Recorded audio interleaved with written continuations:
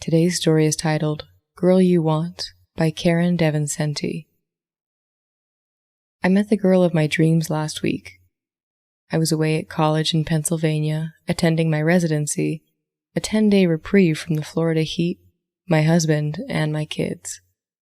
The first time I saw her, she was chatting on her cell phone in the restroom. I caught her reflection in the mirror and smiled. She didn't seem to notice or was too wrapped up in her conversation to wave back. No matter, I thought. I was busy myself. The next time I saw her, she was in class, reading aloud a rough draft of our latest assignment. The piece she shared was raw and edgy, and she made no apologies for raising her voice, nor did she seem to feel remorseful for speaking her mind. My eyebrows raised into high arches as she read aloud words I could never utter.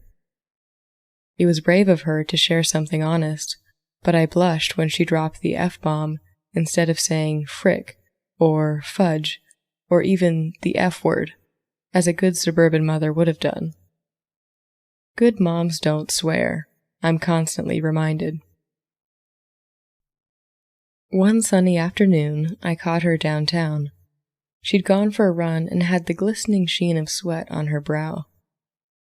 I stood in the shadows, the scent of grilled onions and car exhaust wafting through the air, and watched her snap endless pictures of city things I'd taken for granted. Turrets on stately Victorian mansions, abandoned birds' nests, strings of rainbow-colored graffiti. She photographed signs and windows, construction site porta-potties, withering flowers, and spiky wrought iron gates. Everything seemed to captivate her attention. Everything except me. Late one evening, I ran into her at a party. She was sitting cross-legged on a stain-encrusted carpet in one of my classmates' apartments. Originally, I had talked myself out of attending the gathering. It was late. I was mentally exhausted. There was a mountain of incomplete homework teetering on my desk, but that little voice, one hears and sometimes abides by, urged me to go. So I went, and there she was, sitting on the floor, seemingly relaxed and carefree, not consumed with worry or carpet stains, or homework mountains or her appearance. The shadows beneath her eyes were imagined badges of honor. The cup she held had a half-moon red lipstick mark. Still watching her, I licked my own lips and sipped my wine. Cheap stuff, syrupy sweet, inferior to the standards of their sot sommeliers, aka mom acquaintances, back in my suburban gated community. This gal drank too much, laughed too loudly. A bearded dude wearing an emo band shirt sat cross-legged beside us on the floor. He strummed a guitar and sang mournful lyrics to a song I recognized from the radio. Partygoers bobbed their chins and tapped their fingers, keeping time with the beats. I followed along. Mystery Girl swayed side to side. When the song ended, she got to her feet, zigzagged through the crowd, and headed to the balcony. Again, I followed. I always follow. Outside, the air was crisp and held the ghost aroma of distant burning fires. I shivered and turned my back to the wind, regretting having left a warm coat back in my room. Over at the railing, the wild girl lit a cigarette, inhaled, and slowly exhaled. Wispy white smoke trails coiled up to the sky. What was she doing? Didn't she know smoking was bad? Had she seen those scary commercials of people with holes in their throats? Didn't she care? Didn't she worry? I always worry. The twinkle in her eyes and her playful laugh indicated she didn't bother fretting over such things. Back inside the apartment, I positioned myself so I could have a better view of Smoker Girl. She didn't seem bothered when I sauntered over and leaned against the wall. Was my proximity too close? Was that socially unacceptable? Suburban moms would have opinions about these things. I never knew where I stood. Inching to the right, I caught snippets of her conversation. As she retold a story to a small crowd, her hands flailed in exuberant animation. Her voice rose and fell. People leaned in to hear what she said. They were hooked, as was I. When the crowd dispersed, I made a bold move. I wrapped my fingers over hers and held my breath. 1, 2, 3 beats. She dipped her chin, lifted it halfway, and nodded. What did that mean? The next time I saw her, she was running in the rain. It was the eve of a banquet, and I was late for the formal dinner. Brave Girl was dressed in sleek high heels and a dress with a plunging neckline. Fabric was gathered at the hip with a shiny gold buckle. The dress was too revealing, inappropriate for inclement weather, but I watched, mouth agape, mesmerized with the way she splashed through puddles, carefree and giggling. She reminded me of my neighbor's toddler, dressed in a yellow slicker, blue galoshes splashing in mud puddles. Brave Girl didn't seem to worry about her ruined shoes, her flattened hair, her soggy dress, being late for the banquet. The rain seemed to empower her, transform her, liberate her. Reckless, the suburban moms would have called her. On the day of my departure, I bid her a quiet adieu. She was absorbed in her thoughts, packing, jamming, and cramming items into matching indigo suitcases. The shuttle will be here soon, I warned. No reply. Her smile had faded, her giggle long gone, a ghost echo in my head. Out on the balcony, I watched her take the last drag off her cigarette. She snubbed the stick and headed to the apartment trash receptacle.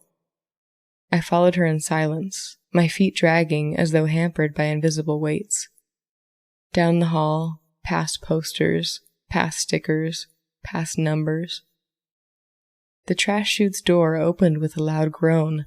An hesitant girl's hand hovered over the open tunnel, apparently agonizing over what to do with the remaining cigarettes in her pack. Take them? Leave them? The veins in her clenched fist stood up as she crushed the pack. 1 second. 2. 3. She opened her palm, and the pack slid down the chute. The door banged shut.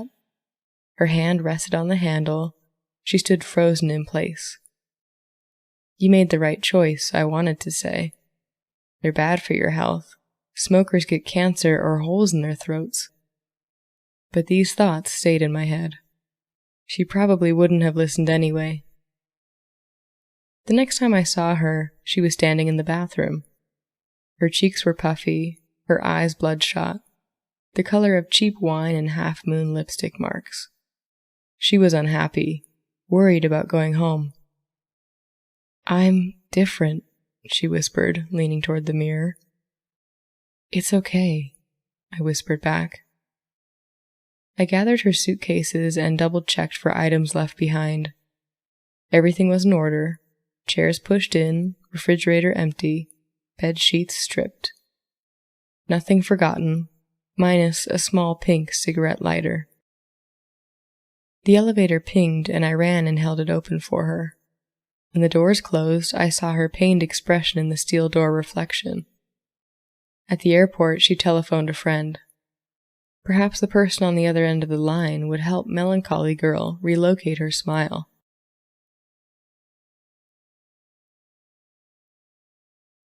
She's gone now, and I haven't bothered to search for her. I'm back with my children, back in a place of suburban insignificance. Back in a gated community where we say things like frick or fudge instead of dropping F-bombs. Back to family picnics and family barbecues and play dates, not bohemian parties in urban apartments. I'm back where we jog on manicured trails and attend yoga and Pilates classes, instead of running in heels through city streets. I'm back where we attend PTA meetings and soccer games instead of private documentary screenings. I'm back to being mom, not an individual, the co-head of a household. I'm back where I belong. I saw her this morning. The kids were at school, and the rumble of thunder attracted her outside. She stood in the middle of her freshly mowed lawn as raindrops sugared the top of her head. She'd keyed up the song she heard at the party in Pennsylvania on her iPod and hit play. "Don't leave me," she whispered. "Maybe," I whispered back. "I'm dying here," we agreed.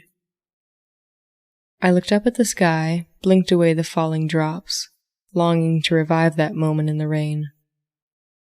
The girl of my dreams was me, only free.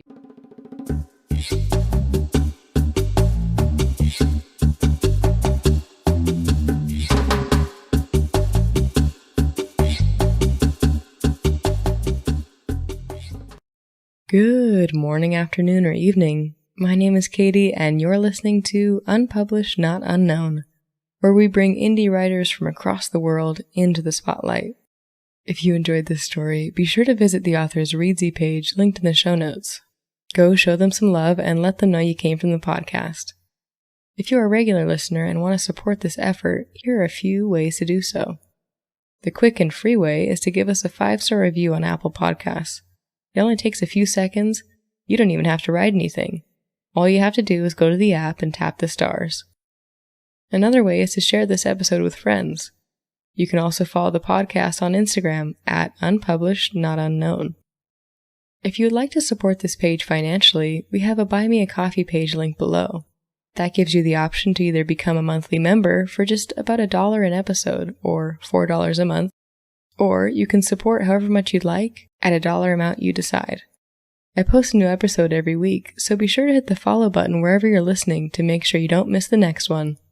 Finally, I want to give a big thank you to the author for allowing me to give voice to your story. It's been a pleasure. Until next time, this has been Unpublished, Not Unknown.